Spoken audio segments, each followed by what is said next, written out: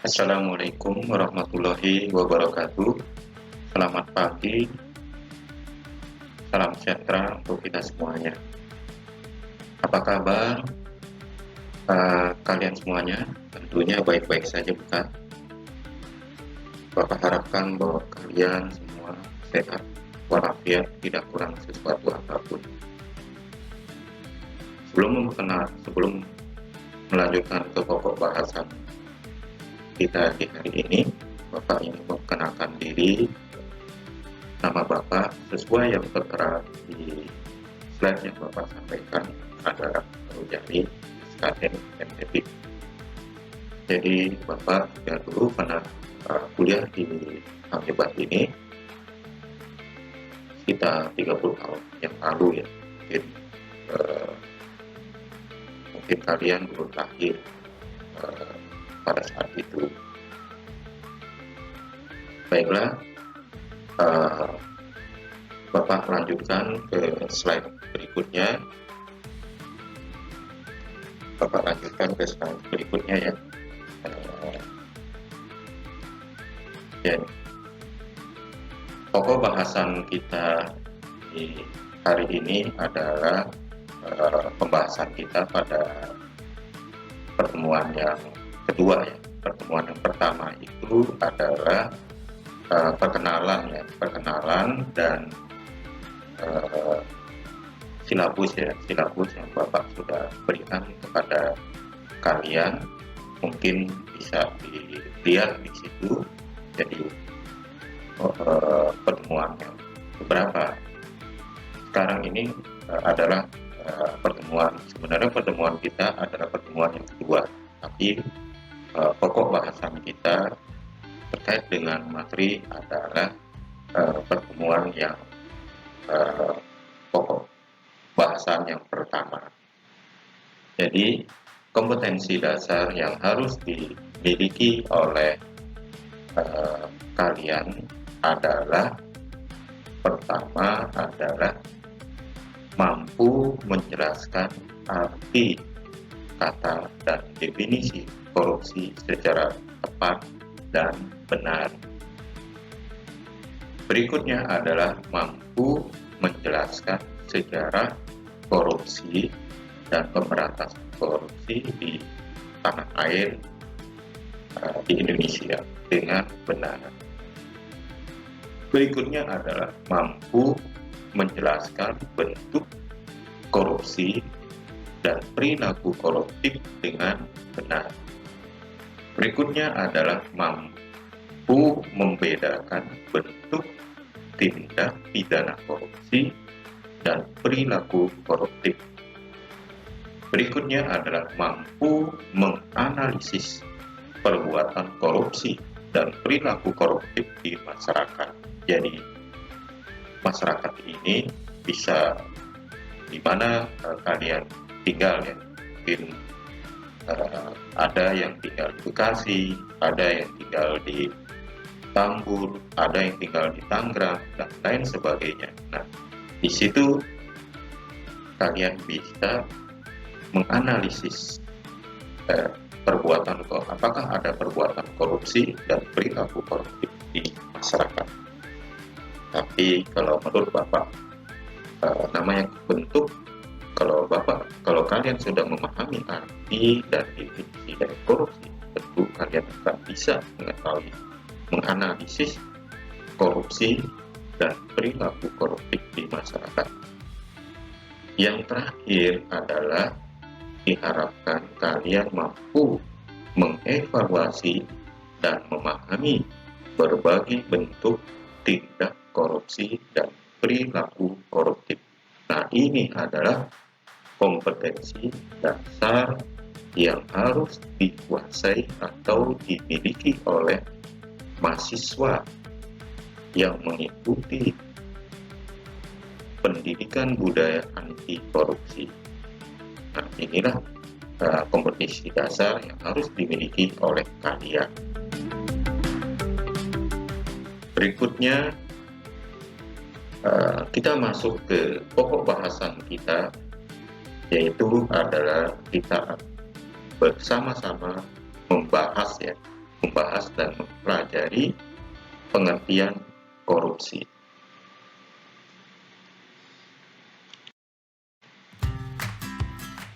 Selanjutnya adalah kita bersama-sama membahas tentang definisi korupsi. Kata korupsi berasal dari bahasa Latin corruptio. Menurut ahli seorang ahli, Pokema Andreas, pada tahun 1951, atau corruptus atau Webster Student Dictionary tahun 1960. Selanjutnya dikatakan bahwa corruptio berasal dari kata corruptire, suatu bahasa Latin yang lebih tua dari bahasa Latin tersebut. Kemudian dikenal istilah corruption, dari bahasa Inggris, corruption Prancis, dan corruptio atau corruptio Belanda.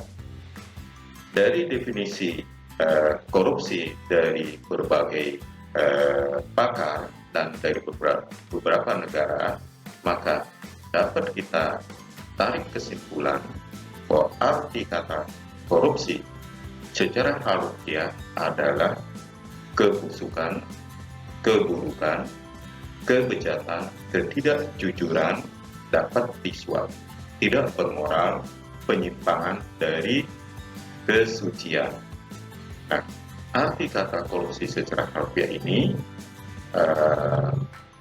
dapat kita ambil garis bawahi bahwa semua ajaran agama, baik itu agama Islam maupun agama non-Islam, semuanya mengajarkan tentang kebaikan.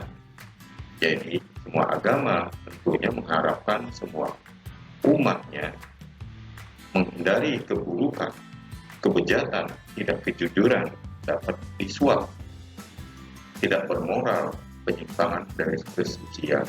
Nah, ini adalah konsep yang harus kalian pegang, yang harus kalian pegang dan harus kami pedomani. Jangan hanya sekedar dihafal, tapi diamalkan dalam kehidupan sehari-hari. Nah, inilah konsep yang harus kalian pegang atau diamalkan dalam kehidupan sehari-hari. Selanjutnya,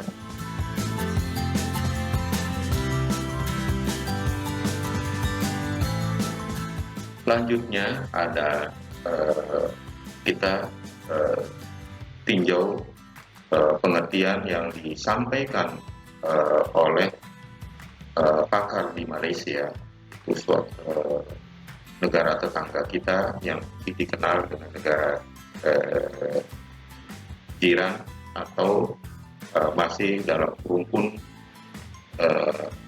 bangsa Indonesia atau suku Melayu. Nah, terdapat peraturan anti korupsi yang dipakai kata riswah berasal dari bahasa Arab. Riswah menurut Kamus Umum Arab Indonesia artinya sama dengan korupsi. Menurut pakar di Malaysia ini yang dikenal Andi Hamzah pada tahun 2002. Riswah atau suap secara terminologis berarti pemberian yang diberikan kepada hakim atau lainnya untuk memenangkan perkara dengan cara yang tidak dibenarkan atau untuk memperkedudukan. Jadi orang misalnya dalam kehidupan sehari-hari, misalnya ada kasus ya, di kasus yang sering kita jumpai, misalnya ada kasus sengketa tanah ya, sengketa tanah. Nah, kita bisa lihat di media atau di TV bahwa orang yang mempunyai uang yang banyak, dia bisa memenangkan perkara yang dia inginkan. Sehingga orang yang tidak mempunyai uang, dia akan kalah. Nah, inilah yang harus kita amati dalam kehidupan di masyarakat. Kemudian ada juga misalnya dalam pemilihan. Nah, di Indonesia ini kan kalian bisa lihat ya bahwa pilkada di seluruh Indonesia ini, itu baik pemilihan lurah mulai dari level yang paling rendah sampai ke level yang tertinggi, yaitu pemilihan lurah, pemilihan camat, pemilihan bupati, wali kota, presiden, gubernur, dan lain sebagainya. Nah, ini adalah tidak lepas dari perkara suap menyuap, artinya suap menyuap untuk mendapatkan sesuatu kedudukan. Nah, inilah yang bisa kita amati dalam kehidupan kita sehari-hari.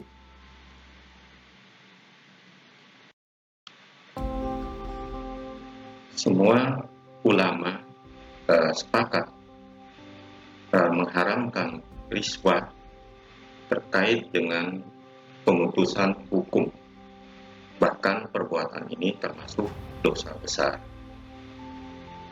Jadi riswah yang tadi kita pelajari bersama, riswah artinya terkait dengan suap menyuap. Nah, para ulama itu mensepakati mengharamkan suap menyuap terkait dengan pemutusan hukum. Karena kenapa ini diharamkan? Karena arti ini adalah suatu menyangkut nasib seseorang yang seharusnya dia tidak dihukum seberat-beratnya, dia tidak bersalah, tapi karena ada orang yang menyuap hakim, sehingga hakim itu memenangkan orang yang melakukan suap tadi, sehingga orang yang tidak bersalah itu dia akan dihukum, bahkan hukumnya itu bisa hukum seumur hidup atau hukum seumur hidup, akhirnya merugikan bagi keluarganya. Yang kita tahu ini bisa jadi bahwa orang yang dihukum ini merupakan tulang punggung keluarga. Kalau dihukum bagaimana? Dia akan memberikan nafkah kepada keluarganya. Keluarganya akan terlantar, akan tidak mempunyai penghidupan, karena ini sangat diharamkan oleh ajaran agama sebagaimana telah disepakati oleh para ulama. Bahkan perbuatan ini termasuk dosa besar. Nah, tadi sudah Bapak sampaikan tadi kan, sebagaimana yang telah disyaratkan beberapa nas Qur'aniyah dan sunnah nabawiyah yang antara lain menyatakan mereka adalah orang-orang yang suka mendengar berita bohong, banyak memakan yang haram. Nah, ini adalah terkait dengan Al-Quran. Jadi kenapa Bapak sampaikan ayat Al-Quran Al-Maidah 42 ini? Karena di dalam ayat Al-Maidah ini adalah ajaran atau perintah yang mengharamkan orang untuk melakukan riswah tadi, itu terkait dengan suap menyuap. Nah, bagaimana dengan ajaran lain, ajaran non-Islam, misalnya agama Kristen, agama Hindu, Buddha? Nah, karena agama inilah yang dilindungi, diakui di Indonesia, tentunya juga secara universal juga tidak membolehkan adanya suap menyuap tadi. Kemudian kita juga lihat dari Imam Al-Hasan dan Said bin Jubair menginterpretasikan akalauna lissuhti dengan riswa. Nah, ini adalah dari Imam Al-Hasan bin Said bin Jubair yang juga mengomentari atau menginterpretasikan terkait dengan suap menyuap ini yang kita kenal dengan riswa.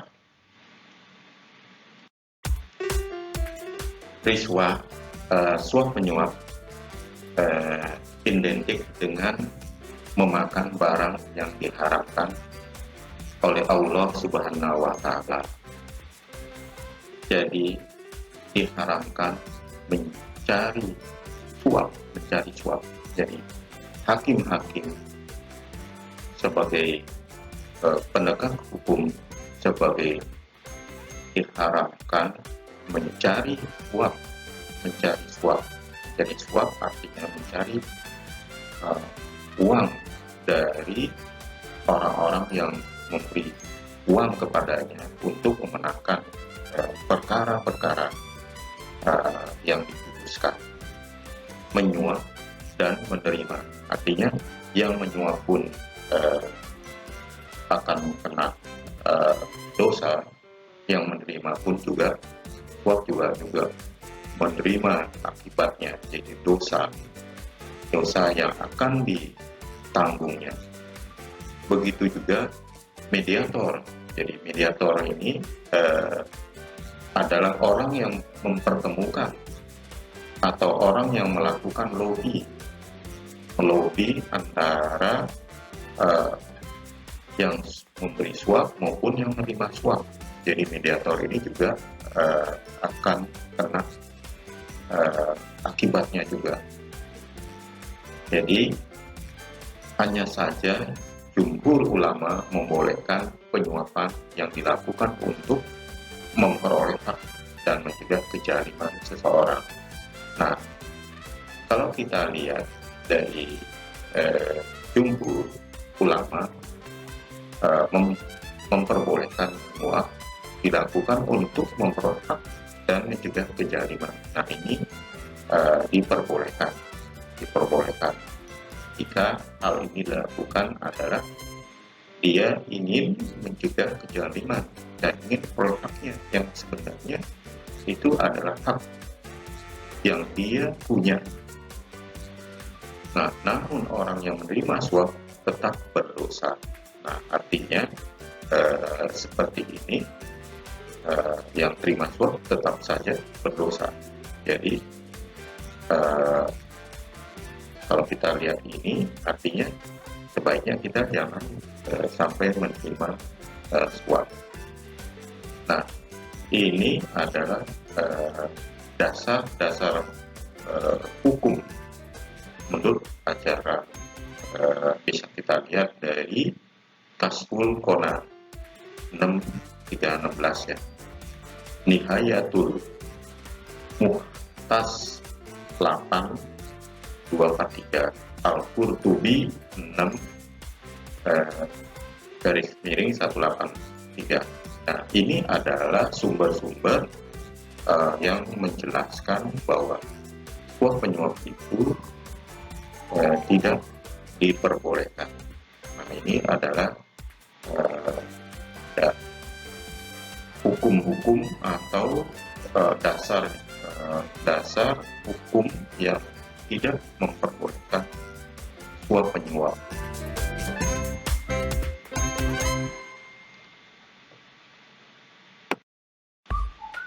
Istilah korupsi yang telah diterima dalam perbendaharaan kata bahasa Indonesia adalah kejahatan, kebusukan, dapat disuap, tidak bermoral, kebejatan, dan ketidakjujuran. Ini disampaikan oleh S. Wojo Wasito WJS Purwadarminta pada tahun 1978. Jadi perbenaran kata kejahatan, kebusukan dapat disuap tidak bermoral, kejahatan dan ketidakjujuran ini disampaikan oleh yang tadi Bapak sampaikan tadi, yaitu menurut ahlinya. Kemudian pengertian lainnya, perbuatan yang buruk seperti penggelapan uang, penerimaan uang sogok, dan sebagainya juga disampaikan oleh pakarnya Purwadarminta pada tahun 1976. Jadi istilah kata-kata ini sesuai pokok bahasan kita yang di awal tadi, konsep tadi kita sudah pahami. Jadi artinya adalah sumbernya adalah ketidakjujuran.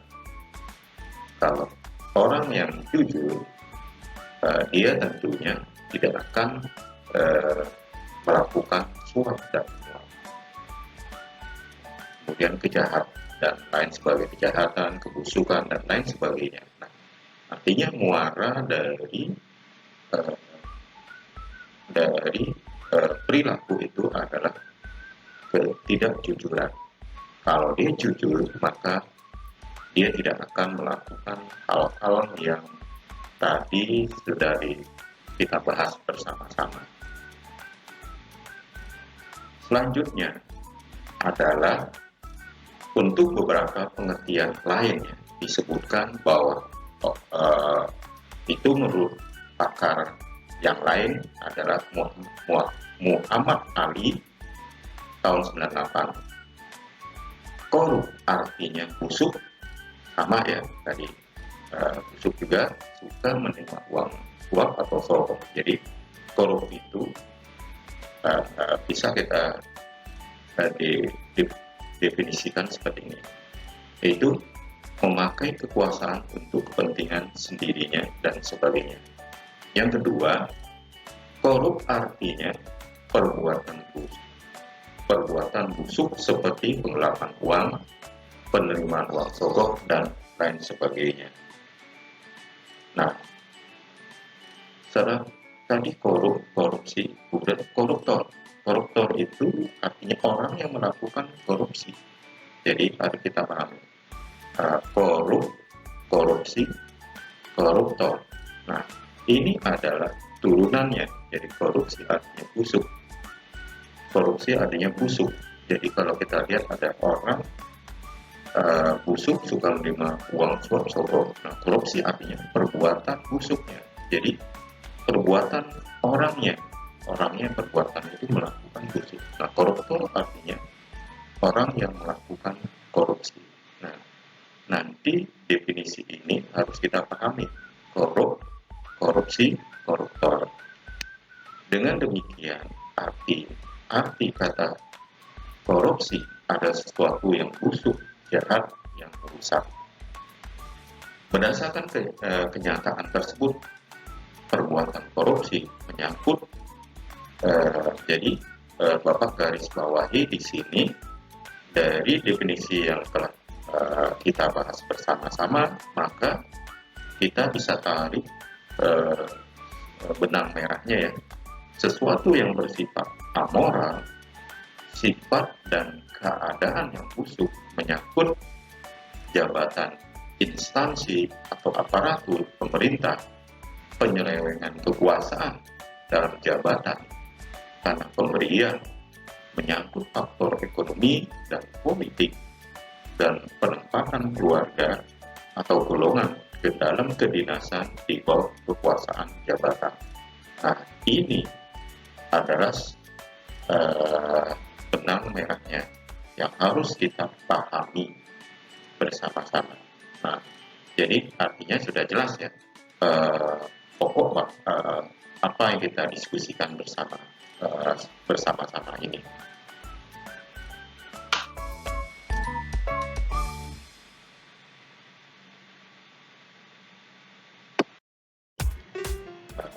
Selanjutnya Bapak lanjutkan topik kita ya.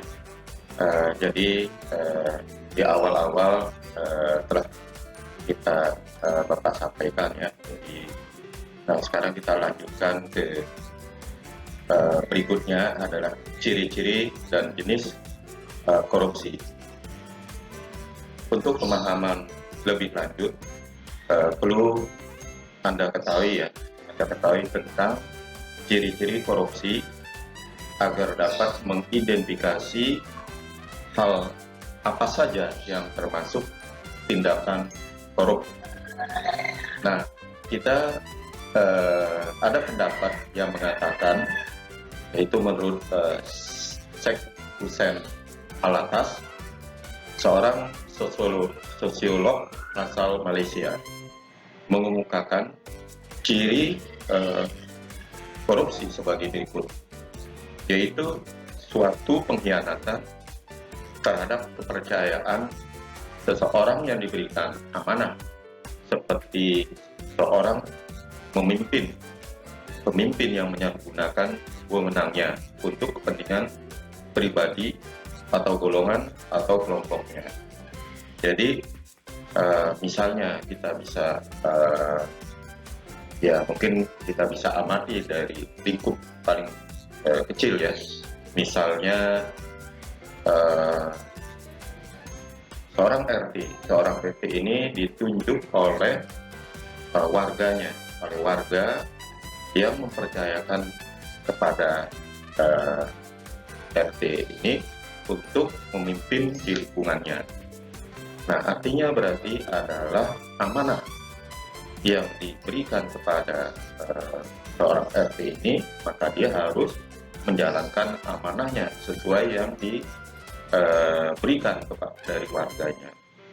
Jika misalnya dia menyelewengkan amanah ini, misalnya kita tidak lihat aja misalnya adalah misalnya dapat bantuan dari desa, atau biasanya di desa atau di kelurahan, maka dana yang seharusnya peruntukan untuk pembangunan fasos, untuk kemasyarakatan umum, dia tidak menyalurkan dengan semestinya, atau dia menyalurkan sedikit tapi sebagian diselewengkan olehnya untuk kepentingan dia sendiri.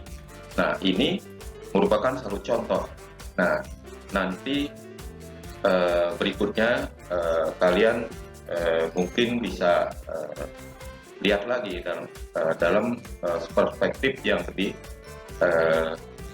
lebih di atas dari itu, misalnya di kelurahan, atau tidak perlu jauh-jauh, Anda bisa lihat di skup di kampus ya, di kampus di mana tempat Anda belajar. Nah, di sini Anda bisa lihat bagaimana dari amanah yang diberikan tersebut. Nah, mungkin ini pemahaman kita.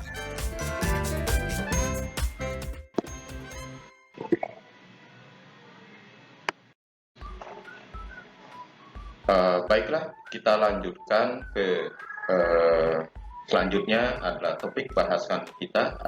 Topik kita selanjutnya adalah penipuan terhadap badan pemerintah, lembaga swasta, atau masyarakat umum. Usaha untuk memperoleh keuntungan dengan mengatasnamakan suatu lembaga. Jadi misalnya seseorang yang mengadakan suatu sayembara, dia mengatasnamakan misalnya yayasan yayasan ini dan lain sebagainya. Nah, atas nama yayasan ini adalah mempunyai suatu nama besar.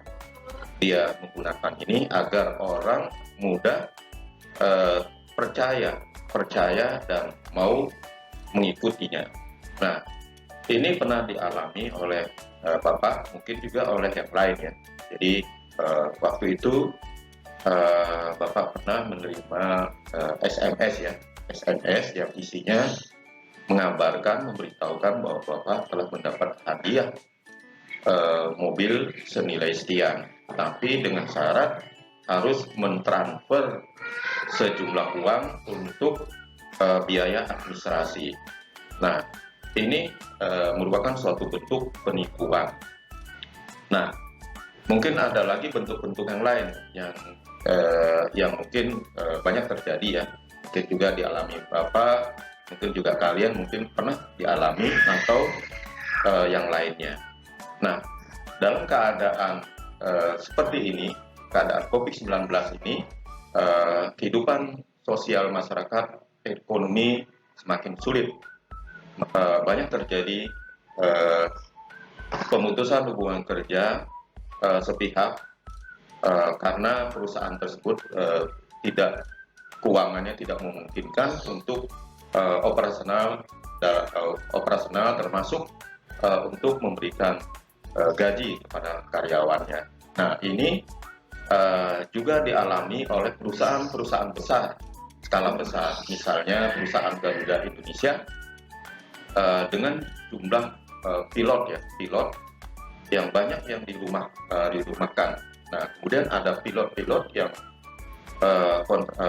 pilot yang tetap mungkin masih bisa dipertahankan, tapi pilot yang dalam kategori kontrak banyak di PHK-kan.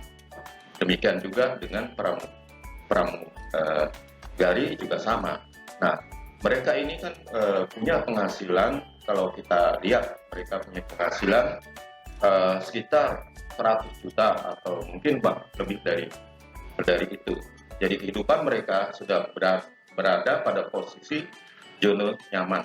Tapi dengan keadaan seperti ini, mereka akhirnya dari zona nyaman menjadi zona tidak nyaman. Nah, ini kan di luar kendali kita tidak tahu nasib kita ke depannya bagaimana. Nah, ini semuanya Tuhan yang tahu.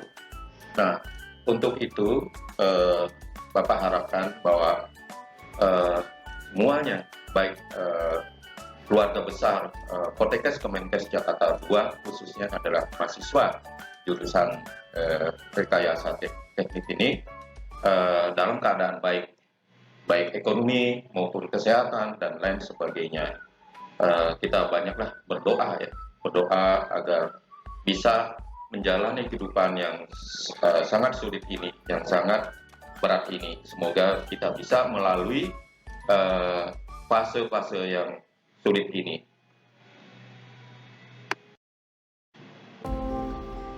Selanjutnya, yang ketiga adalah dengan sengaja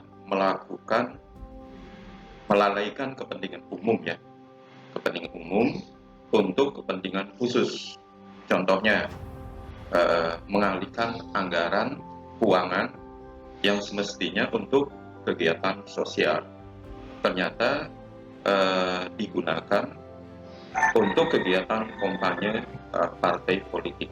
Nah, ini kita bisa lihat dan kita bisa amati bahwa partai-partai politik di Indonesia ini sangat cukup banyak sekali ya. Mungkin ada yang dibilang partai buram, ada partai besar dan lain sebagainya. Nah, ini bisa terjadi karena sistem kita dengan banyaknya partai politik ini kemungkinan akan melalaikan kepentingan umum. Jadi partai ini akan mementingkan partainya agar partainya itu mendapat banyak anggaran untuk kampanye atau untuk pemenangan suatu pemilihan kepala daerah ya. Nah, ini bisa kita amati. Ini adalah celah-celah bisa terjadinya tindak pidana korupsi. dengan melalaikan kepentingan umum untuk kepentingan khusus tadi. Khususnya adalah kepentingan dari partainya. Ini salah satu contoh yang Bapak sampaikan ya. Mungkin masih banyak lagi contoh-contoh yang lain yang perlu kalian amati, kalian lihat berbagai bentuk-bentuk yang lain. Nah, kalau zaman dulu partai itu hanya 4 partai politik Indonesia. Nah, sekarang ini partai semakin banyak. Nah, hal-hal inilah yang bisa menimbulkan terjadinya korupsi ya, korupsi dengan melalaikan kepentingan umum. Yang berikutnya adalah dilakukan dengan rahasia, kecuali dalam keadaan di mana orang yang berkuasa atau bawahannya menganggap tidak perlu. Korupsi biasanya dilakukan secara tersembunyi untuk menghilangkan jejak penyimpangan yang dilakukan. Misalnya tersembunyi, misalnya contoh yang pernah kita lihat, misalnya kasus ketua partai politik ya, ketua partai politik yang tidak lama ini waktu pada saat kampanye pemilihan presiden. Nah, dialami oleh ketua P3. Nah, beliau ini masih muda. Nah, ada seseorang Kakanwil lingkup Kementerian Agama ingin agar dia mendapat kedudukan di suatu tempat. Nah, dia dengan diam-diam mendekati oknum dari ketua partai tersebut, ya, dengan memberikan sejumlah uang untuk meluluskan keinginannya untuk bisa menduduki jabatan tersebut. Nah, ini kan kita tidak bisa tahu kan, tapi KPK waktu itu mempunyai suatu alat mungkin rekaman atau pelacakan atau lain sebagainya, sehingga terkenal waktu itu adalah nama OTP, tangkap tangan. Nah, akhirnya seorang ketua partai tersebut tidak bisa mengelak lagi karena ketangkap tangan pada saat dia bertemu dengan seorang yang membawa uang. Nah, ini ketua partai kan kita tahu bahwa dia mempunyai kekuatan yang sangat tinggi yang bisa mempengaruhi suatu tindakan hukum. Nah, ini kita bisa lihat ya. Nah, contoh yang lain pun mungkin juga kalian bisa lihat. Yang berikutnya adalah melibatkan lebih dari satu orang atau pihak atau beberapa jenis korupsi, melibatkan adanya pemberi dan penerima. Ya, contoh tadi kan ada yang memberi, ada yang menerima, kemudian ada yang mediator orang-orang yang menjembatani sehingga hal ini bisa terjadi.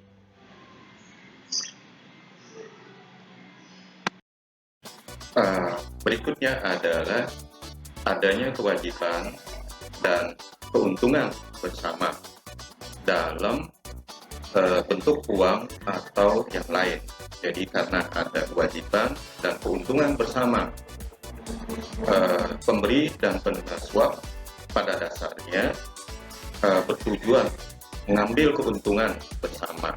Jadi dia ada kewajiban ya. Jadi contohnya saya mendapatkan sesuatu, maka saya memberikan sejumlah uang atau dana yang diperlukan oleh penerima. Nah, penerima akan meluruskan atau meloloskan apa yang menjadi keinginannya. Jadi karena ada kewajiban tersebut ya, kewajiban, dan tentunya yang memberi haknya dia sudah kewajiban memberi, maka dia meminta haknya. Nah, pemberi dan penerima suap pada dasarnya bertujuan yang tadi sudah Bapak bahas ya, jadi karena ada keuntungan bersama. antara yang menerima maupun antara yang menyuap. Yang berikutnya adalah terpusatnya kegiatan korupsi pada mereka yang mengendaki keputusan yang pasti dan mereka dapat mempengaruhinya. Pemberian suap pada kasus yang melibatkan petinggi Mahkamah Konstitusi bertujuan mempengaruhi keputusan. Jadi, dia ingin seorang yang memberi suap tadi, dia ingin bahwa keputusan itu pasti, sehingga dia mengeluarkan uang. Mungkin mengeluarkan uang itu bisa miliaran, bisa triliunan, dan lain sebagainya. Nah, inilah dia yang memberi suap ini tidak segan-segan dia akan mengeluarkan uang untuk mendapatkan kepastian bahwa dia memenangkan sesuatu apa yang menjadi tujuannya. Nah, inilah kenapa korupsi itu menjadi suatu hal yang perlu perhatian khusus, karena korupsi ini bukan hanya merugikan seseorang, tapi bisa juga merugikan kepentingan yang lebih luas dari yang kita pikirkan. Nah, inilah gambaran keadaan yang perlu kita amati, perlu kita diskusikan secara bersama. Yang berikutnya adalah yang ke-8, adanya usaha untuk menutupi perbuatan korup dalam bentuk pengesahan hukum. Adanya upaya melemahkan lembaga pemberantasan korupsi melalui produk hukum yang dihasilkan dari suatu atas inisiatif oknum-oknum tertentu di pemerintahan. Nah, ini kalau kita amati dari perjalanan sejarah korupsi di Indonesia, nah, KPK mulai menjadi primadona, menjadi suatu badan anti korupsi yang ditakuti itu pada era-eranya Orde Baru ini. Karena kita bisa lihat beberapa gubernur yang pernah ditangkap oleh KPK ini, kemudian beberapa pengusaha-pengusaha kakap yang pernah dijebloskan di dalam penjara, kemudian juga menteri-menteri pernah dijebloskan di dalam eranya Orde Baru ini. Tapi dengan mempunyai kewenangan yang sangat kuat ini, ada saja orang-orang yang ingin melemahkan badan Komisi Pemberantasan KPK ini, yaitu melalui kekuasaan atau oknum-oknum yang menduduki di pemerintahan. Jadi sekarang ini KPK ini yang untuk melakukan tangkap tangan sekarang ini harus mendapat izin dari Presiden atau Dewan Pengawas. Nah, ini adalah suatu perjalanan dari Komisi Pemberantasan KPK. Nah, kalian sebagai generasi muda tentu harus memahami perjalanan Komisi Pemberantasan KPK ini. Nah, apakah dengan bahwa KPK ini untuk melakukan OTP atau tangkap tangan ada izin dari Presiden atau Dewan Pengawas. Nah, ini perlu kita bahas berikutnya. Kita perlu bahas, kita kaji apakah ini adalah suatu bentuk pelemahan Komisi Pemberantasan KPK.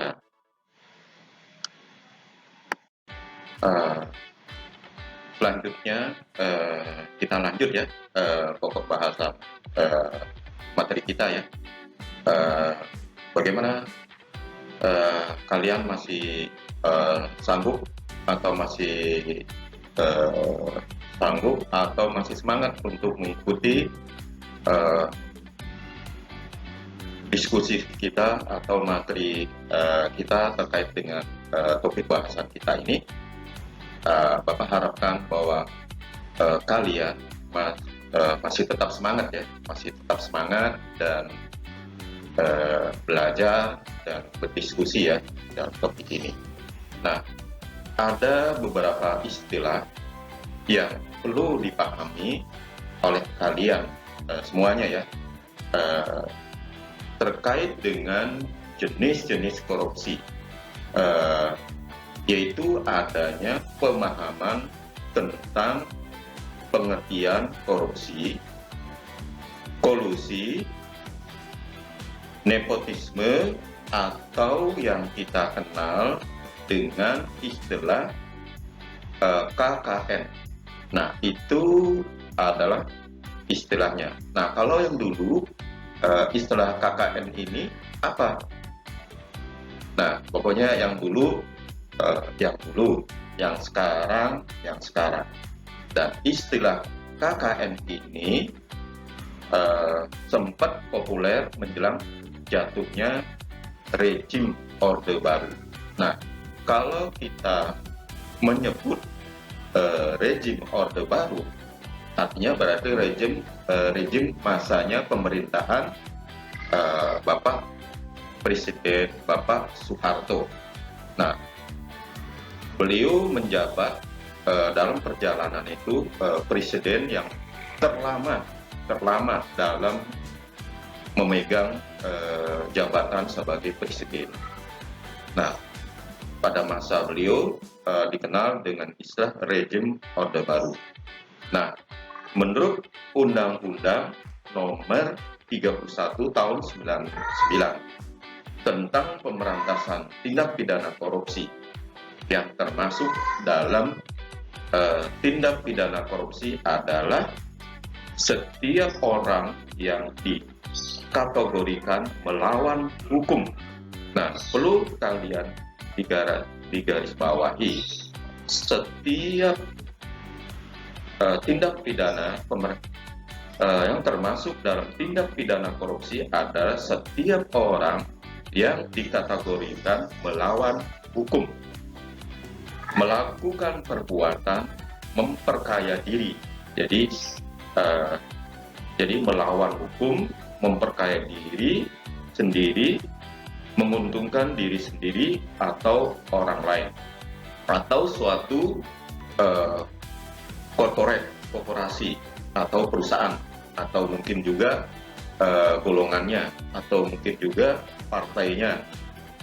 Kemudian menyalahgunakan kewenangan atau kesempatan. Menyalahgunakan kewenangan artinya orang-orang yang mempunyai jabatan di pemerintahan atau jabatan ini, dia mempunyai kekuasaan mengatur sesuatu,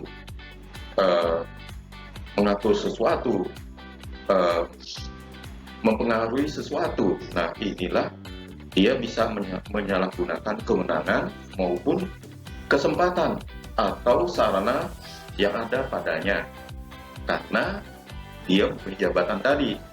Kalau dia tidak mempunyai jabatan, maka dia tidak mempunyai kemenangan ini, tidak mempunyai sarana ini. Nah, ini harus kita pahami.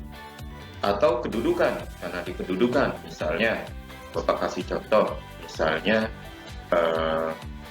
camat, seorang camat, dia mempunyai kemenangan kan cukup tinggi yang ada di skup wilayah kecamatan.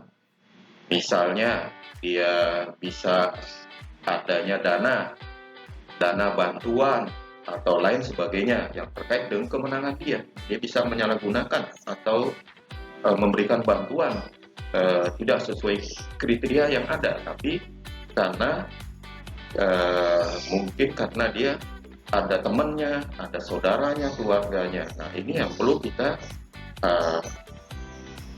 pahami di sini. Nah, dengan kewenangan atau jabatan ini kemungkinan dia bisa merugikan keuangan negara atau perekonomian. Nah, ini yang Bapak kasih contoh ya. Dengan keadaan COVID-19 ini tentunya ada kucuran dana. Kucuran dana yang namanya dana stimulus buat warga yang perlu bantuan, tapi bantuan ini tidak merata. Ada orang-orang tertentu yang dapat, dan orang-orang yang seharusnya dapat malah tidak dapat, dan orang yang tidak memenuhi kriteria malah dia dapat. Nah, ini salah satu adalah penyalahgunaan kewenangan atau kekuasaan yang dia miliki. Nah, ini terjadi. Coba kalian sebagai mahasiswa bisa amati dana stimulus ini, apakah sudah merata bantuannya di lingkungan kalian. Nah, ini benar-benar terjadi, bukan hanya teori. Ini benar-benar terjadi.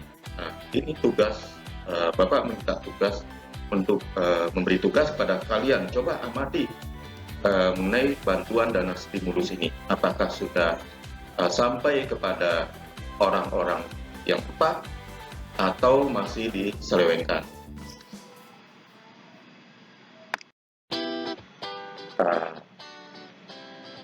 Berikutnya adalah kolusi. Kolusi merupakan sikap dan perbuatan tidak jujur dengan membuat kesepakatan secara tersembunyi dalam melakukan kesepakatan perjanjian yang diwarnai dengan pemberian uang atau fasilitas tertentu sebagai pelicin agar segala sesuatu menjadi lancar. Kolusi dapat didefinisikan sebagai pemufakatan secara bersama untuk melawan hukum antar penyelenggara negara atau antara penyelenggara dan pihak yang merugikan orang lain, masyarakat dan negara. Nah, kira-kira kalian sudah paham ya definisi yang tadi Bapak sampaikan tersebut ya. Jadi ada ketidakjujuran. Jadi kolusi ini karena adanya suatu ketidakjujuran dengan membuat kesepakatan antara yang pemberi dan penerima suap dan mediator. Nah, inilah adalah untuk melicinkan biasanya terkait dengan misalnya ada rekanan ya, rekanan yang mempunyai menginginkan suatu proyek yang miliaran, mulai dari miliaran bahkan triliunan dan sebagainya, agar dia bisa memenangkan proyek ini, maka dia ada kesepakatan bahwa kalau saya mendapat tender atau menangkan proyek ini, maka ada sejumlah dana yang akan saya kucurkan. Nah, ini salah satu ya, itu dari proyek. Kemudian dari suatu untuk menduduki suatu jabatan. Nah, untuk menduduki suatu jabatan, nah agar dia bisa menduduki suatu jabatan, dia juga akan memberikan uang pelicin. Artinya ini kan kolusi kan, kolusi. Nah, ini bisa kita amati dalam kehidupan di masyarakat, bernegara, dan lain sebagainya. Yang berikutnya adalah nepotisme, yaitu suatu sikap perbuatan penyelenggaraan negara secara melawan hukum menguntungkan kepentingan keluarganya atau kroninya di atas kepentingan masyarakat, negara, dan bangsa. Dalam istilah lain, nepotisme adalah tindakan hanya menguntungkan sanak saudara atau teman-teman sendiri, terutama dalam pemerintahan maupun dari objek yang diuntungkan tidak berkompeten. Nah, ini Bapak bisa kasih contoh. Nepotisme artinya yang kita pahami di sini adalah misalnya kita punya teman atau tidak teman atau punya suami atau istri yang kebetulan satu kantor dan suaminya atau istrinya mungkin punya suatu jabatan sehingga dia akan lebih mementingkan keluarganya dulu baru orang lain. Nah, ini kan berarti suatu sudah nepotisme. Kemudian ada juga pertemanan. Nah, karena seseorang itu adalah temannya dia, sehingga dia akan lebih mementingkan dari temannya. Padahal dari segi kompetensi, dari segi penguasaan, dia itu tidak mempunyai kapasitasnya. Tapi karena nepotisme ini, hingga dia akan lebih mementingkan keluarganya, teman-temannya, dan lain sebagainya. Nah, hal-hal inilah agar kalian harus pahami. Harapan Bapak jika nanti bahwa kalian sudah lulus dan sudah bekerja di suatu pemerintahan, di suatu lembaga atau di suatu perusahaan, sebaiknya kalian harus memperhatikan masalah ini. Kapan kita meletakkan sebagai teman, meletakkan posisi kita sebagai teman dalam suatu pekerjaan, dalam suatu tugas. Kapan kita meletakkan posisi keluarga kita di dalam suatu pekerjaan atau kedinasan. Nah, ini harus kalian pahami. Jadi harus hati-hati dalam membuat keputusan. Nah, inilah yang Bapak harapkan ya.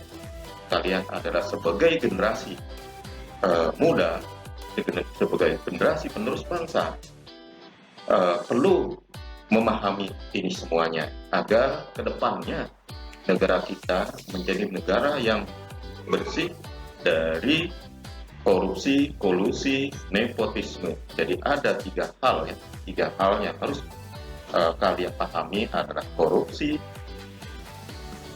tadi adalah kolusi, ada tiga ya, KKN. KKN itu korupsi, kolusi, nepotisme. Jadi yang terkenal adalah bahasa ini singkatannya. Jadi kalian harus pahami benar-benar.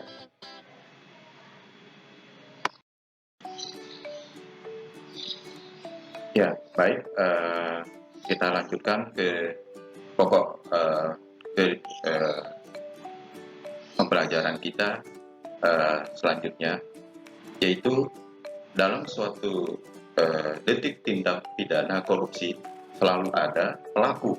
Jadi dalam delik tindak pidana korupsi selalu ada pelaku.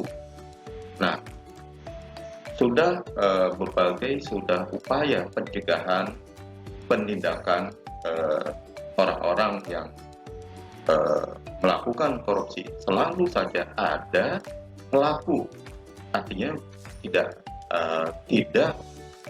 jerah-jerahnya, selalu ada pelakunya. Jadi ini bisa kita lihat ya, kita lihat di media TV, di media, di surat kabar, selalu saja pelaku-pelaku tindak pidana korupsi ini selalu ada dari tahun ke tahun, dari hari ke hari, dari bulan ke bulan, dari tahun dari hari ke hari, selalu ada saja pelakunya.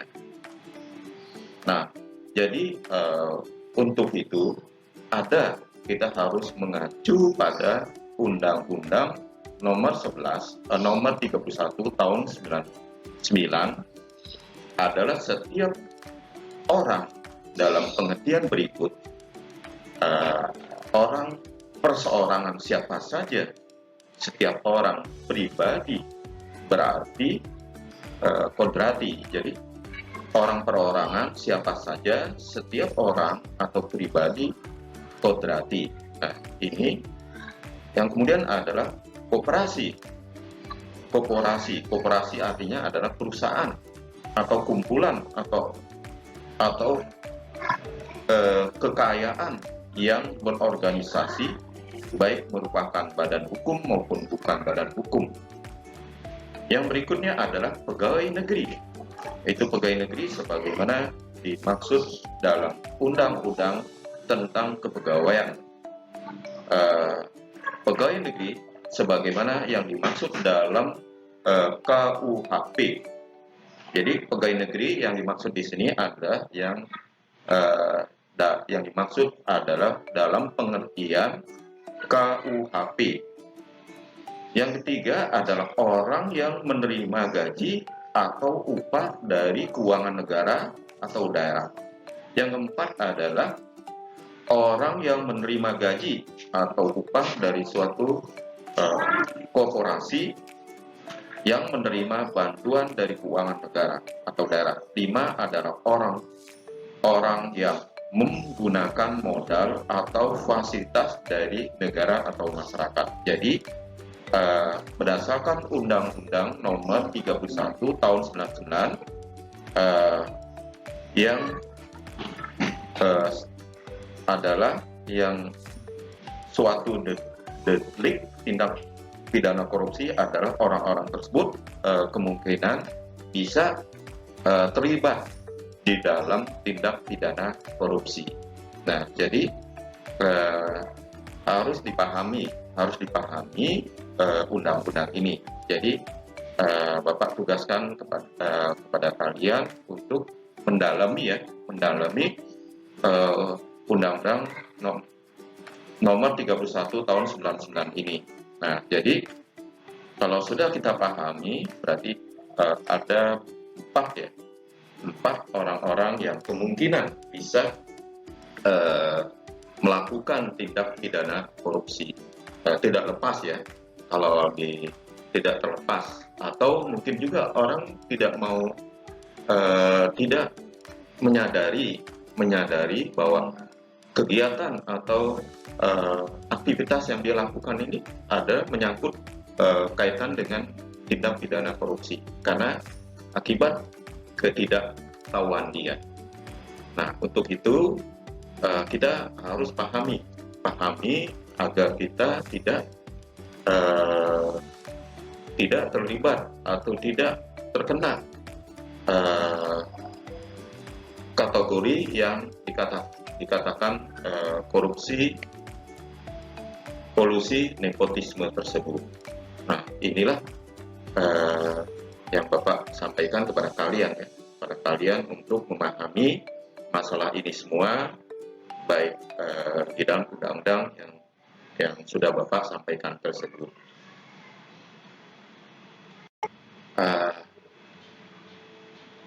Baik, Bapak lanjutkan lagi ya. Jadi Bapak akan menyampaikan sejarah korupsi di Indonesia ya. Jadi sejarah pembentukan korupsi di Indonesia atau terjadi korupsi di Indonesia ini yang kita kenal dengan ada beberapa masa, ada beberapa tahapan. Pertama adalah pada masa kemerdekaan. Jadi Bapak bagi pertama adalah pada masa kemerdekaan. Nah, pada masa kemerdekaan ini kita lihat pada masa pemerintahan kerajaan. Jadi sebelum terbentuknya pemerintahan Republik Indonesia, kita masih banyaknya masa pemerintahan kerajaan. Kerajaan di Indonesia waktu itu masih banyak ya kerajaan-kerajaan. Nah, setelah pada masa pemerintahan kerajaan ini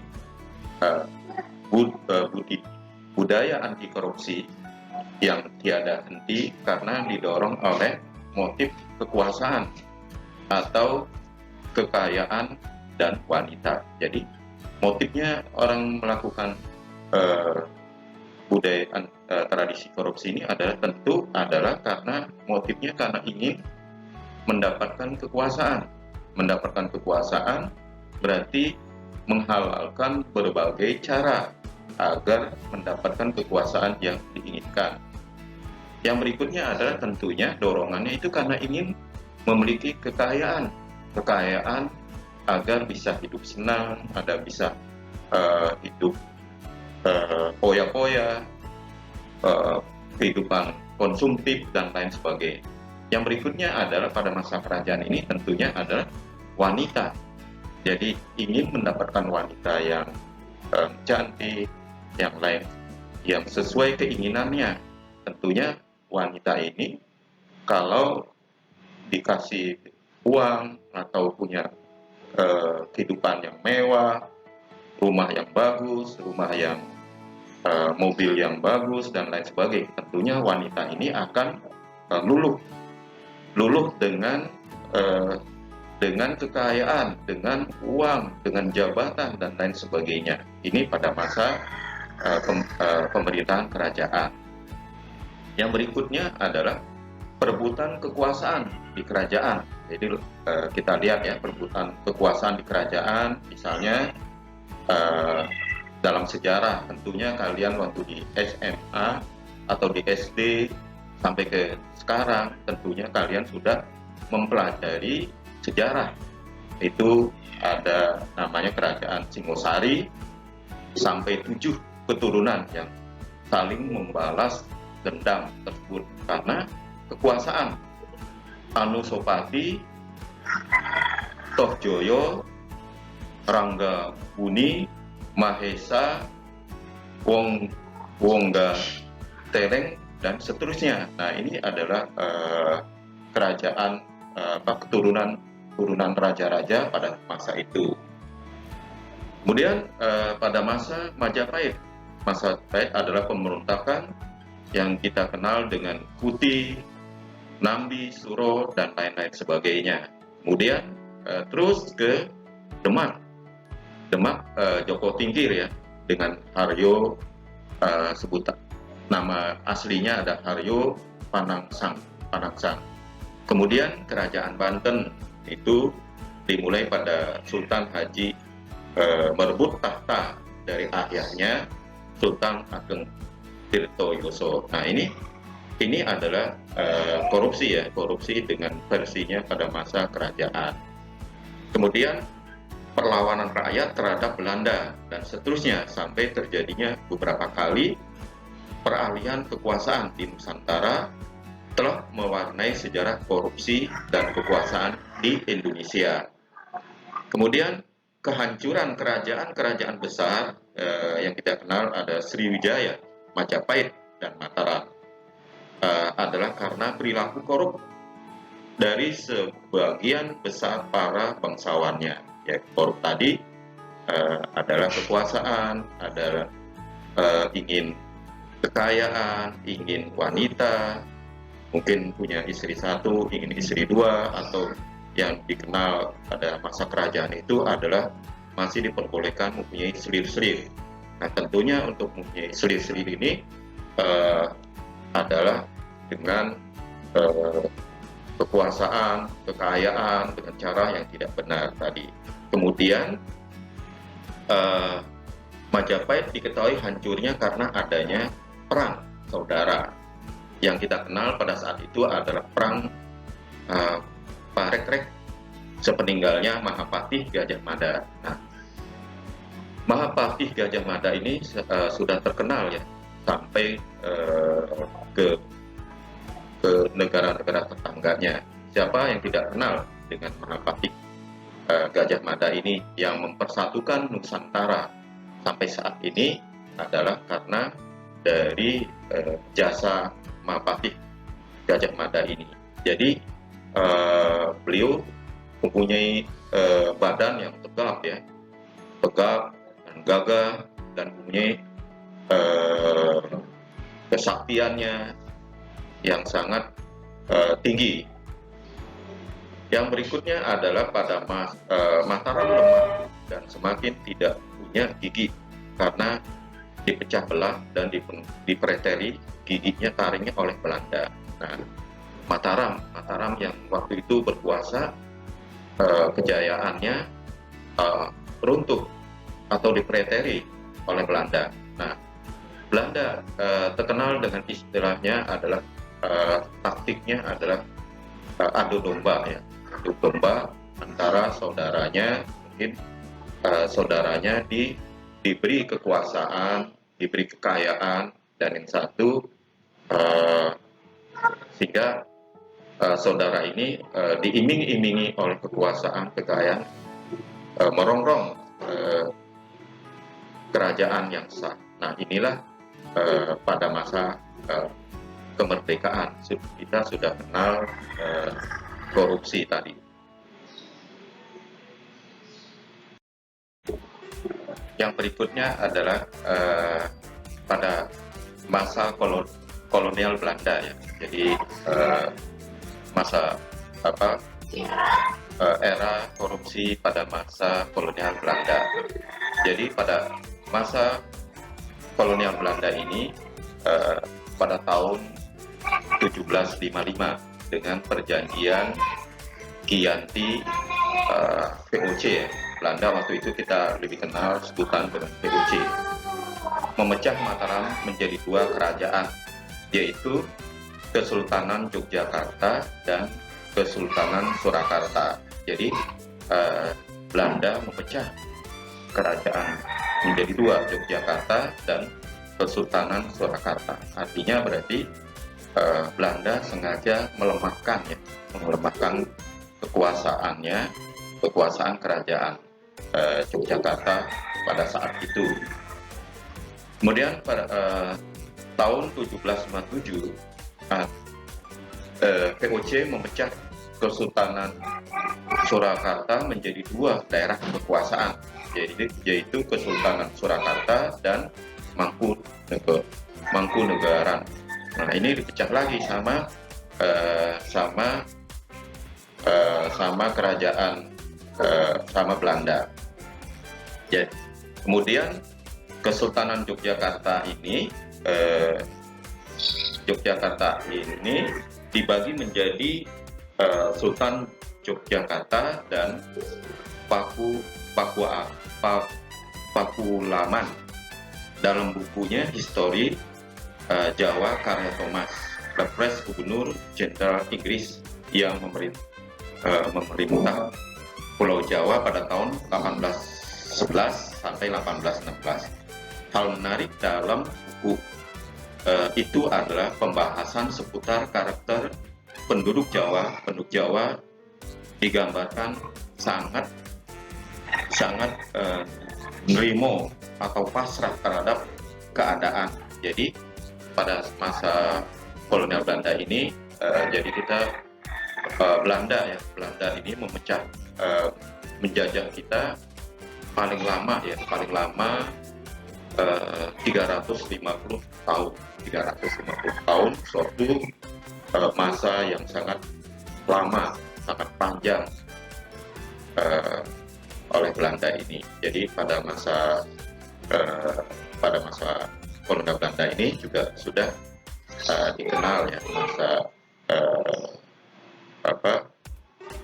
terjadinya korupsi. Jadi Belanda ini tujuannya adalah ingin melemahkan kerajaan-kerajaan yang pada saat itu menguasai wilayah, mempunyai kekuasaan yang sangat luas, tapi dipecah sama Belanda menjadi kekuasaan menjadi kecil, menjadi sempit wilayah kekuasaan. Ini adalah pada masa pemerintahan Belanda. Nah, dalam kalangan elit kerajaan lebih suka dengan junjungan, dihormati, dihargai, dan tidak suka menerima kritik dan saran. Nah, ini kelemahan dari pada masa pemerintahan zaman kolonial Belanda ini. Jadi rajanya atau inginnya dihargai, tidak suka menerima kritik dan saran. Jadi kalau kita pada masa itu, kalau rajanya salah atau melakukan tindakan salah, nah ini rajanya tidak mau dikritik atau disaran. Kalau kita melakukan kritik atau saran, maka kita bisa ditangkap atau dihukum dan lain sebagainya. Sehingga perbuatan raja-raja yang salah, yang dibiarkan saja seperti ini. Karena ada slogan, keputusan raja atau raja adalah suatu hal yang harus diikuti oleh rakyat yang dipimpin. Nah, dalam aspek ekonomi, raja dan lingkaran kaum bangsawan mendominasi sumber-sumber ekonomi di masyarakat. Rakyat umumnya diberikan yang miskin ditindas, tunduk, dan harus menuruti apa kata kemauan atau kehendak penguasa. Nah inilah pada masa itu artinya secara kita bisa definisikan tadi adalah bahwa raja ini mempunyai kekuasaan. Dia bisa menyalahi kewenangannya, kekuasaannya untuk kepentingan dia, untuk melanggengkan kepentingan dia, keluarganya, dan lain sebagainya. Jadi rakyat menerima apa adanya. Nah ini sudah merupakan suatu tindakan korupsi dalam versi kerajaan. Budaya yang sangat tertutup dan penuh keculasan itu turut menyuburkan budaya korupsi di Nusantara. Tidak jarang abdi dalam juga melakukan korupsi dalam mengambil upeti pajak. Nah, ini adalah merupakan budaya yang sangat tertutup. Tertutup artinya orang lain tidak bisa memberikan masukan, tidak bisa. Pokoknya ada informasi yang salah maupun yang benar, itu sangat tertutup sehingga masyarakat tidak bisa tahu informasi ini. Kemudian ada orang mengambil upeti. Nah ini juga merupakan suatu perbuatan korupsi. Nah, kebiasaan mengambil upeti daerah kecil yang dilakukan oleh Raja Jawa ditiru oleh Belanda ketika menguasai Nusantara. Itu tahun 1800 sampai dengan 1942 minus zaman Inggris, ya dikurangi dengan zaman Inggris ya. Inggris menguasai Nusantara pada tahun 1811 sampai 1816. Akibatnya kebijakan itulah banyak terjadi perlawanan rakyat terhadap Belanda. Sebut saja misalnya perlawanan Diponegoro. Itu Diponegoro pada tahun 1825-1830 buat Imam Bonjol pada tahun 1825-1837 Aceh. Nah ini adalah perlawanan yang dilakukan oleh pahlawan-pahlawan pada masa ini karena akibat dari budaya korupsi yang sangat mengakar, yang sangat kuat, yang sulit diberantas pada saat itu pada masa ini. Jadi kalian sudah pahami kan, pada masa kerajaan ini sangat rakyat miskin, sangat tertindas, tidak bisa melakukan aspirasinya, kritik atau saran. Jika melakukan hal ini maka ditangkap, dipenjara, bahkan dibunuh. Inilah pada masa pemerintah kerajaan pada masa Belanda ini. Pasca sejarah pembentukan korupsi pasca kemerdekaan. Pasca kemerdekaan ini kita kenal dengan Orde Lama ya. Orde Lama yaitu dibentuknya Badan Pemberantasan Korupsi, panitia retolling ya, aparatur negara. Yang kita kenal pada saat itu adalah PARAN, dibentuk berdasarkan Undang-Undang Keadaan Bahaya, dipimpin oleh Abdul Haris Nasution, dibantu oleh dua anggota yakni Profesor Muhammad Yamin dan Ruslan Abdul Ghani. Namun ternyata pemerintahan pada waktu itu setengah hati menjalankannya. Jadi pada kepemimpinan yang dipimpin oleh Abdul Haris Nasution itu pemerintah pada saat itu masih setengah hati untuk menjalankan pembentukan badan korupsi pada saat itu. Nah, kemudian pejabat pemerintah diharuskan mengisi formulir yang disediakan. Istilah sekarang adalah yang kita kenal ada daftar kekayaan pejabat negara.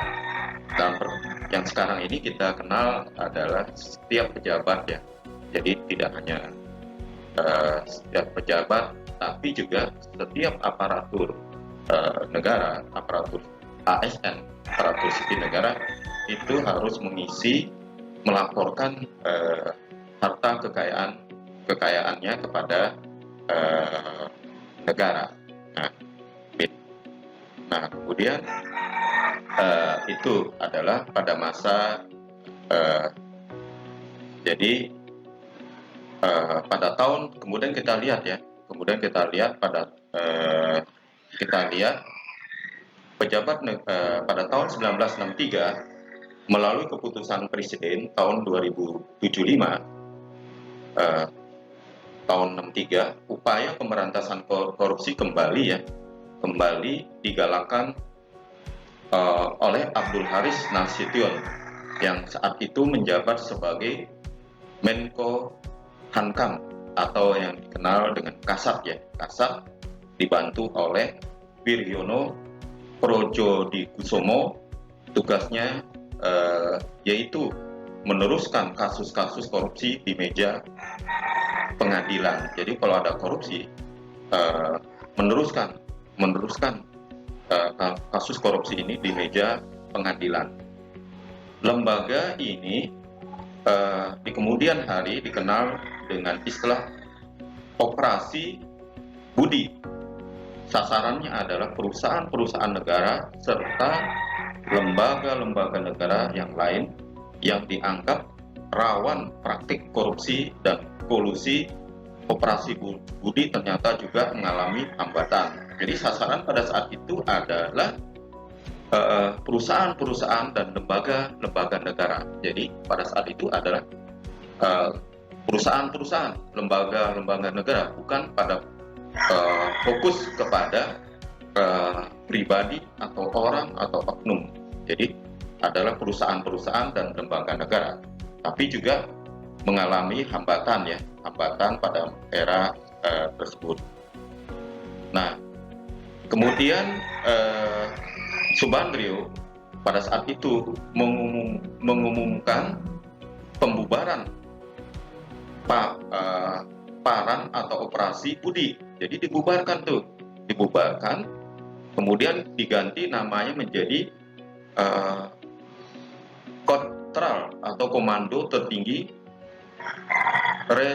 Retoring Aparatur Revolusi di masa Presiden Soekarno, menjadi ketuanya serta dibantu oleh Subandrio dan Letjen Ahmad Yani. Sejarah kemudian mencatat pemberantasan korupsi pada masa itu akhirnya mengalami stagnasi. Nah, pada masa itu juga berhenti, tidak jalan. Nah, itu pada masa saat itu. Kemudian dalam kurun waktu 3 bulan sejak operasional Budi dijalankan, keuangan negara dapat diselamatkan sebesar kurang lebih 11 miliar. Jumlahnya cukup signifikan. Nah, untuk kurun waktu itu karena dianggap mengganggu prestis presiden, akhirnya Operasi Budi ini dihentikan. Nah, pada masa itu dia 11 miliar. 11 miliar pada saat itu ya cukup besar ya, uang negara bisa diselamatkan. Tapi dengan adanya operasi Budi ini dianggap oleh Presiden Soekarno ini mengganggu prestis presiden, akhirnya operasi Budi ini dihentikan. Nah, ini sejarahnya pada masa Orde Lama ya. Orde Lama ini kita kenal identik dengan pada masa Presiden Soekarno. Nah, kemudian kita masuk ke masa Orde Baru. Orde Baru ini identik dengan kepemimpinan yang dipimpin oleh Bapak Soeharto ya. Bapak Soeharto yang mungkin kita sudah kenal ya, dikenal beliau menjadi presiden yang cukup lama ya, kurang lebih 32 tahun lamanya beliau. Nah, pada masa Presiden Soeharto ini dibentuk tim pemberantasan korupsi yang kita kenal dengan nama TPK yang diketuai oleh Jaksa Agung pada saat itu. Kemudian pada tahun 1970 terdorong oleh ketidaksesuaian TPK dalam memberantas korupsi, seperti komitmen Soeharto, mahasiswa dan pelajar melakukan unjuk rasa untuk memprotes keberadaan TPK ini karena tidak keserasian tersebut ya, sehingga adanya protes dari kalangan pelajar dan mahasiswa. Nah, kemudian pada masa Orde Baru itu juga perusahaan-perusahaan negara seperti Bulog, Pertanian, Departemen Kehutanan banyak disorot masyarakat karena dianggap sebagai sarang korupsi. Maraknya gelombang protes dan unjuk rasa yang dilakukan mahasiswa akhirnya ditanggapi Soeharto. Nah, dengan adanya protes dari mahasiswa, pelajar, dan berbagai kalangan, maka Soeharto menanggapi protes tersebut.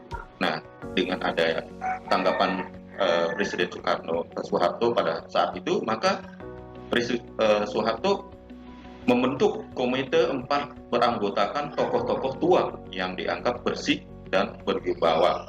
Nah, pada saat itu yang tokoh yang dianggap bersih itu adalah Profesor Johannes I.J.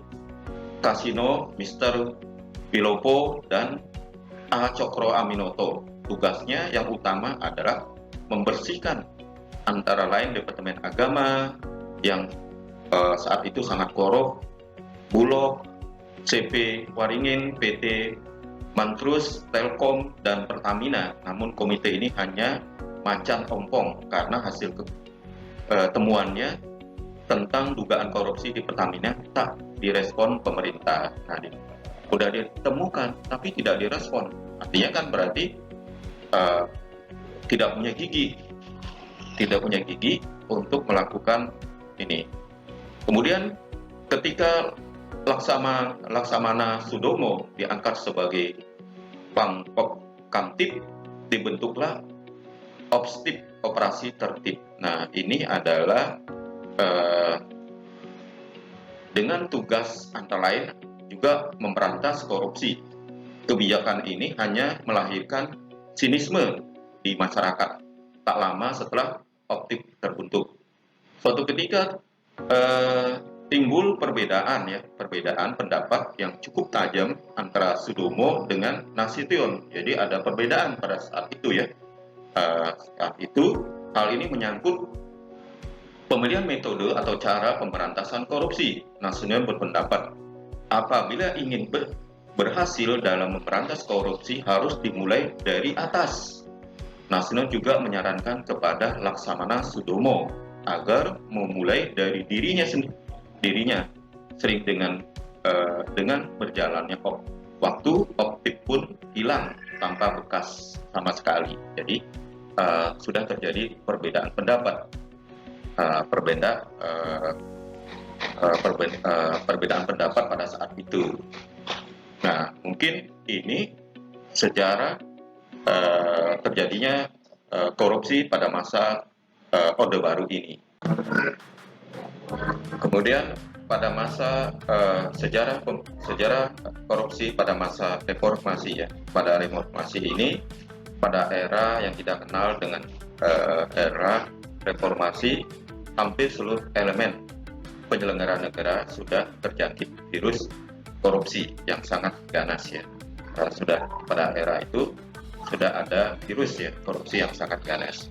Nah, pada masa itu Presiden B.J. Habibie mengeluarkan Undang-Undang Nomor 28 ya tahun 1999 tentang penyelenggaraan negara yang bersih dan bebas dari KKN.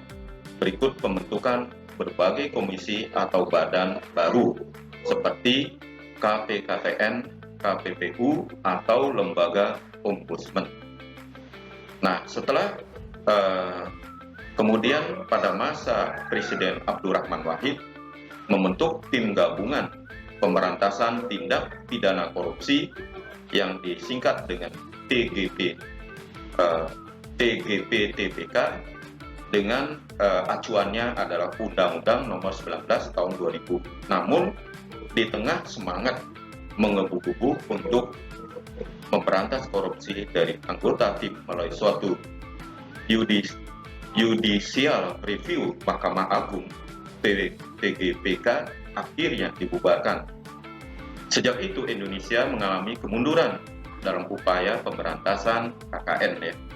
Sejak itu pada masa pemerintahan Abdurrahman Wahid sebagai presiden.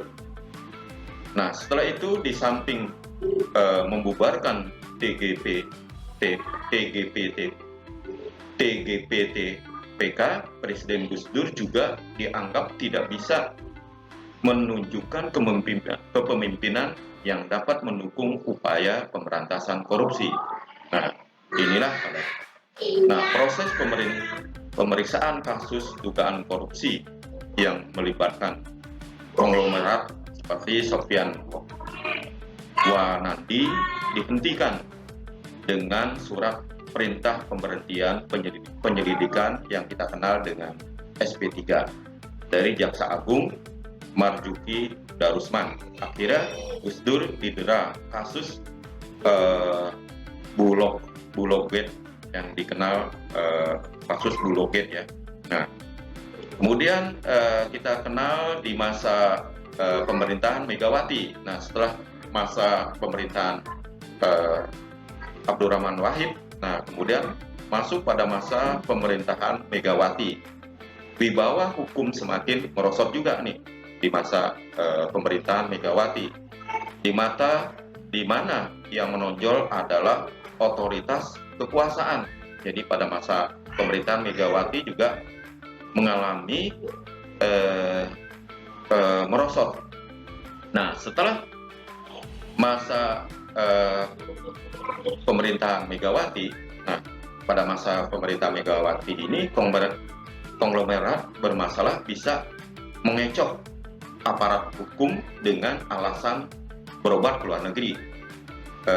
Misalnya kalau sudah dinyatakan kena kasus, mereka alasan berobat ke luar negeri, kemudian tidak kembali lagi ke tanah air, alias hilang.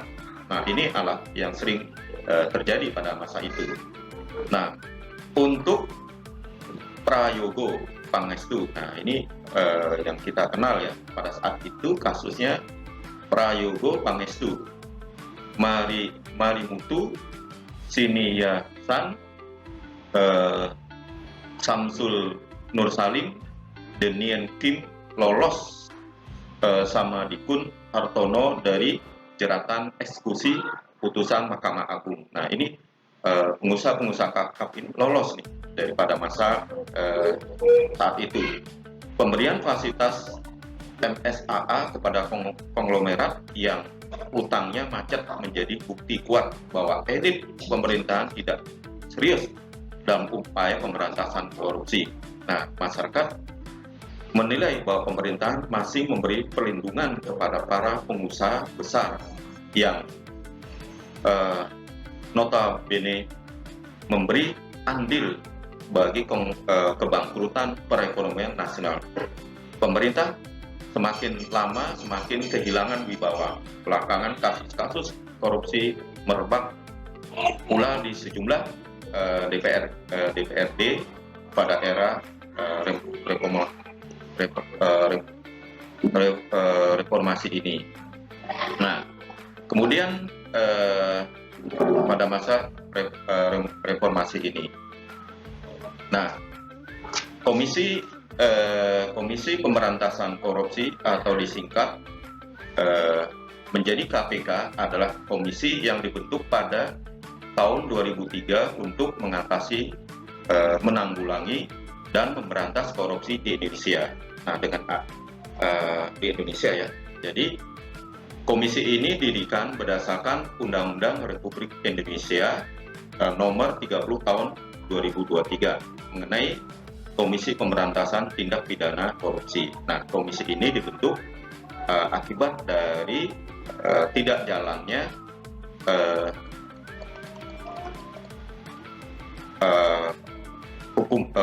korupsi yang dilakukan oleh pemerintahan pada era tersebut ya. Nah, pada tanggal 16 Desember 2003, Taufik Eko Rahman Ruki yang dilantik menjadi ketua KPK. KPK hendak memposisikan dirinya sebagai pemicu atau kita kenal dengan katalisator ya bagi aparat dan institusi lain untuk terciptanya jalannya sebuah good and clean governance atau pemerintahan baik dan bersih. Jadi pemerintahan baik dan bersih di Indonesia. Taufikur Rahman walaupun konsisten mendapat kritik dari berbagai pihak tentang dugaan tebang pilih pemberantas korupsi. Nah, pada masa itu juga Taufik atau dikenal dengan Ruki juga dianggap masih tebang pilih dalam melakukan tindak menangkap pelaku-pelaku yang melakukan tindak pidana korupsi. Nah, inilah sejarah terjadi korupsi di tanah air di Indonesia yang perlu kalian pelajari dan dalami. Jadi kalian bisa mempelajari bagaimana terjadinya sejarah korupsi di Indonesia. Jadi pada masa pemerintahan Belanda, pada masa kerajaan pemerintahan Belanda, masa reformasi, masa Orde Lama, masa reformasi, masa Orde Lama, Orde Baru, masa reformasi sampai dengan saat sekarang ini. Jadi kalian sudah tahu bagaimana sejarah korupsi di tanah air Indonesia.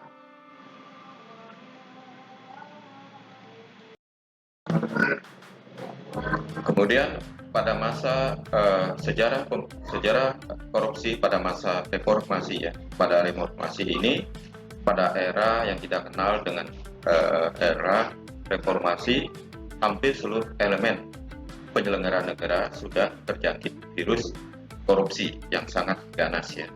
Sudah pada era itu sudah ada virus ya korupsi yang sangat ganas.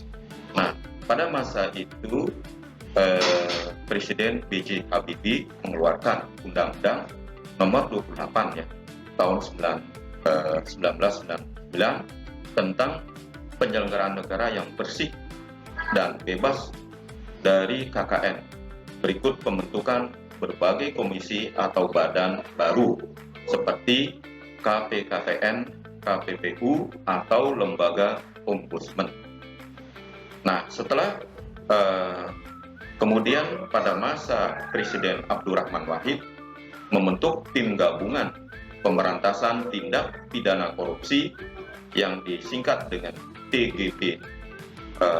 TGP-TPK dengan acuannya adalah Undang-Undang Nomor 19 tahun 2000. Namun di tengah semangat menggebu-gebu untuk memberantas korupsi dari anggota tim melalui suatu judicial review Mahkamah Agung, TGPK akhirnya dibubarkan. Sejak itu Indonesia mengalami kemunduran dalam upaya pemberantasan KKN ya. Sejak itu pada masa pemerintahan Abdurrahman Wahid sebagai presiden. Nah, setelah itu di samping membubarkan TGPTPK, Presiden Gus Dur juga dianggap tidak bisa menunjukkan kepemimpinan yang dapat mendukung upaya pemberantasan korupsi. Nah, inilah proses pemeriksaan kasus dugaan korupsi yang melibatkan konglomerat seperti Sofyan Wanandi dihentikan dengan surat perintah pemberhentian penyelidikan yang kita kenal dengan SP3 dari Jaksa Agung Marzuki Darusman. Akhirnya Gus Dur didera kasus Bulog-Gate yang dikenal kasus Bulog-Gate ya. Nah, kemudian kita kenal di masa pemerintahan Megawati. Nah, setelah masa pemerintahan Abdurrahman Wahid, nah kemudian masuk pada masa pemerintahan Megawati. Di bawah hukum semakin merosot juga nih di masa pemerintahan Megawati. Di mana yang menonjol adalah otoritas kekuasaan. Jadi pada masa pemerintahan Megawati juga mengalami merosot. Nah, setelah masa pemerintahan Megawati, nah pada masa pemerintahan Megawati ini konglomerat bermasalah bisa mengecoh aparat hukum dengan alasan berobat ke luar negeri. Misalnya kalau sudah dinyatakan kena kasus, mereka alasan berobat ke luar negeri, kemudian tidak kembali lagi ke tanah air, alias hilang. Nah, ini adalah yang sering terjadi pada masa itu. Nah, untuk Prayogo Pangestu, nah ini yang kita kenal ya, pada saat itu kasusnya Prayogo Pangestu, Marimutu Siniyasan, Samsul Nur Salim, Denian Kim lolos sama Dikun Hartono dari jeratan eksekusi putusan Mahkamah Agung. Nah, ini pengusaha-pengusaha kakap ini lolos nih daripada masa saat itu. Pemberian fasilitas MSAA kepada konglomerat yang utangnya macet menjadi bukti kuat bahwa elit pemerintahan tidak serius dalam upaya pemberantasan korupsi. Nah, masyarakat menilai bahwa pemerintahan masih memberi perlindungan kepada para pengusaha besar yang notabene memberi andil bagi kebangkrutan perekonomian nasional. Pemerintah semakin lama semakin kehilangan wibawa. Belakangan kasus-kasus korupsi merebak pula di sejumlah DPRD pada era reformasi ini. Nah, kemudian pada masa reformasi ini, nah Komisi Pemberantasan Korupsi atau disingkat menjadi KPK adalah komisi yang dibentuk pada tahun 2003 untuk mengatasi, menanggulangi dan memberantas korupsi di Indonesia. Nah, dengan di Indonesia ya. Jadi komisi ini didirikan berdasarkan Undang-Undang Republik Indonesia nomor 30 tahun 2023 mengenai Komisi Pemberantasan Tindak Pidana Korupsi. Nah, komisi ini dibentuk akibat dari tidak jalannya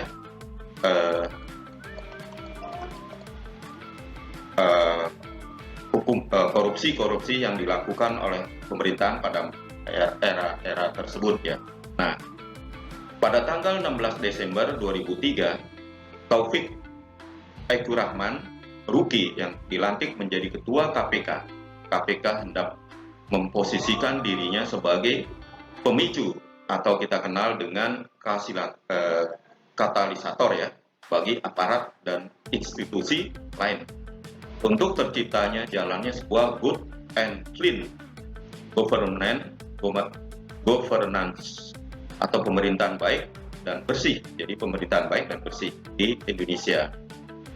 Taufikur Rahman walaupun konsisten mendapat kritik dari berbagai pihak tentang dugaan tebang pilih pemberantas korupsi. Nah, pada masa itu juga Taufik atau dikenal dengan Ruki juga dianggap masih tebang pilih dalam melakukan tindak menangkap pelaku-pelaku yang melakukan tindak pidana korupsi. Nah, inilah sejarah terjadi korupsi di tanah air di Indonesia yang perlu kalian pelajari dan dalami. Jadi kalian bisa mempelajari bagaimana terjadinya sejarah korupsi di Indonesia. Jadi pada masa pemerintahan Belanda, pada masa kerajaan pemerintahan Belanda, masa reformasi, masa Orde Lama, masa reformasi, masa Orde Lama, Orde Baru, masa reformasi sampai dengan saat sekarang ini. Jadi kalian sudah tahu bagaimana sejarah korupsi di tanah air Indonesia.